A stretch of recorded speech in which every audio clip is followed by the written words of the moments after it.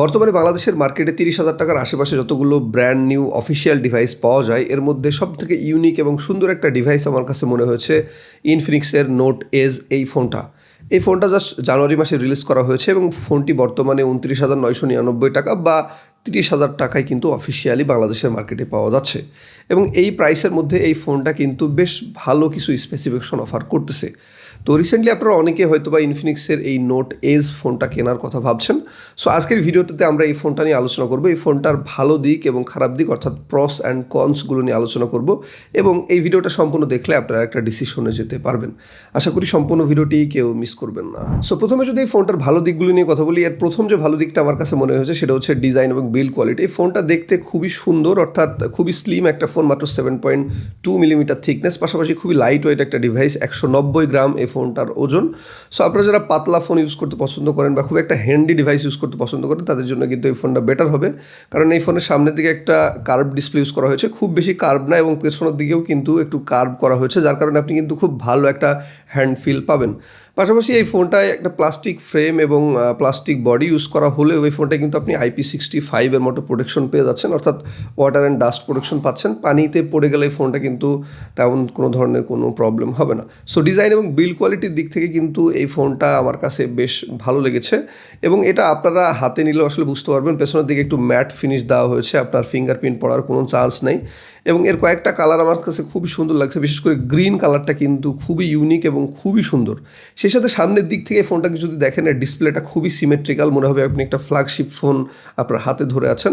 So ডিজাইনের এবং build কোয়ালিটির দিক থেকে এই ফোনটা কিন্তু 10-এ 9 পাওয়ার মতো। এবার যদি এই ফোনটার আরেকটা ভালো দিক নিয়ে কথা বলি, তাহলে এই ফোনের ডিসপ্লেটা কিন্তু খুবই সুন্দর করা হয়েছে, অর্থাৎ 6.78 ইঞ্চির একটা অ্যামোলেড প্যানেল ইউজ করা হয়েছে, যেটা রেজোলিউশন ফুল HD+।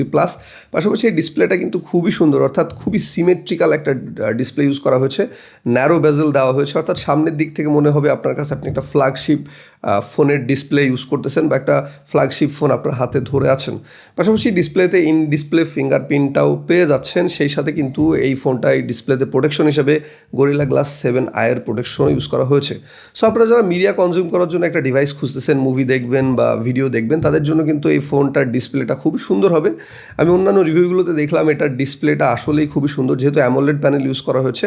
ডিসপ্লের কালার, কোয়ালিটি, কন্ট্রাস্ট সব কিছু কিন্তু অনেক সুন্দর পাবেন। এই ফোনটির আরেকটি ভালো দিক হলো এর সফটওয়্যার এবং হার্ডওয়্যার অপশন। এই ফোনটা অ্যান্ড্রয়েড 16-এর সাথে আপনি পেয়ে যাবেন, সেই সাথে XOS 16 পেয়ে যাবেন এবং মজার ব্যাপার হচ্ছে 3 বছরের মেজর সফটওয়্যার আপডেট পেয়ে যাবেন, অর্থাৎ 3টা অ্যান্ড্রয়েড ভার্সনের কিন্তু আপনারা আপডেট করে নেবেন। পাশাপাশি ইনফিনিক্স কিন্তু বর্তমানে কিছুদিন পর পর কিন্তু তাদের লেটেস্ট আপডেটগুলো দিচ্ছে, যার কারণে কিন্তু ফোনের পারফরমেন্স আস্তে আস্তে অনেকটাই বেটার হচ্ছে।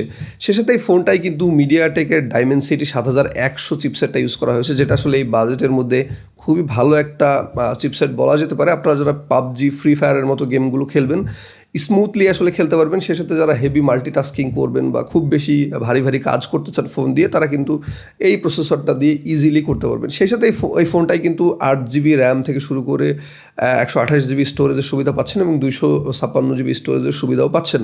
যদিও 256GBর স্টোরেজটার প্রাইস কিছুটা বেশি হবে, তবে আপনারা 8GB র্যাম এবং 256GB পর্যন্ত স্টোরেজের সুবিধা পাবেন। এছাড়া এই ফোনটার নেটওয়ার্ক এবং কানেক্টিভিটি নিয়ে কথা বললে, এটা কিন্তু একটা 5G ডিভাইস, অর্থাৎ 5G আপনারা ইউজ করতে পারছেন। সেই সাথে ডুয়েল সিমের কিন্তু আপনার সুবিধা থাকছে, অর্থাৎ এক্সটার্নাল কোনো ধরনের কোনো SD কার্ড ইউজ করার কোনো অপশন নেই। আপনারা 2টা জাস্ট ন্যানো সিম কিন্তু এই ফোনটাতে ইউজ করতে পারবেন। এই ফোনটির আরেকটি ভালো দিক হচ্ছে এর ব্যাটারি, অর্থাৎ এত স্লিম ফোন হওয়া সত্ত্বেও এখানে কিন্তু আপনি 6500 mAh এর ব্যাটারি পেয়ে যাচ্ছেন, সেই সাথে 45 ওয়াট পর্যন্ত কিন্তু ফাস্ট চার্জিংয়ের সুবিধা পাচ্ছেন।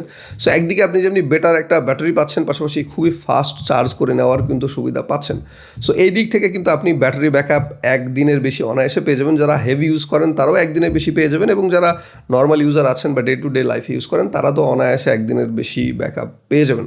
সো ব্যাটারির দিক থেকে বা চার্জিং স্পিডের দিক থেকেও কিন্তু এই ফোনটা অনেকটা এগিয়ে থাকবে, কারণ 45 ওয়াট চার্জার দিয়ে কিন্তু আপনি 30 মিনিটের কাছাকাছি কিন্তু 50% চার্জ আপনার ফোনে করে নিতে পারবেন অনায়াসে। এই ফোনটির আরেকটি ভালো দিক হচ্ছে স্টেরিও স্পিকার, অর্থাৎ এই ফোনটাতে কিন্তু স্টেরিও সাউন্ড ইউজ করা হয়েছে, পাশাপাশি এর সাউন্ডটাকে কিন্তু JBL দ্বারা টিউন করা আছে, যে কারণে কিন্তু আপনি খুব ভালো একটা মিউজিক এক্সপিরিয়েন্স পাবেন এবং এটা কিন্তু আপনারা ফোনের গায়ে দেখতে পাবেন যে টিউন বাই JBL এটা আসলে লেখা আছে।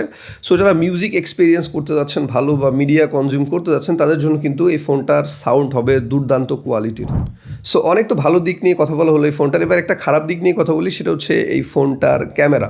তো আমি আগেই বলেছি এটা আসলে একটা মিডিয়া কনজিউম টাইপের আসলে ফোন। আপনারা যারা আসলে প্রচুর ভিডিও দেখেন বা মুভি টুভি দেখেন ফোনে, বা যারা গেমিং করেন তাদের জন্য কিন্তু এই ফোনটা বেটার হবে, কারণ এই ফোনটাতে বেশ ভালো একটা ডিসপ্লে ইউজ করা হয়েছে, পাশাপাশি কিন্তু একটা ভালো প্রসেসর ইউজ করা হয়েছে।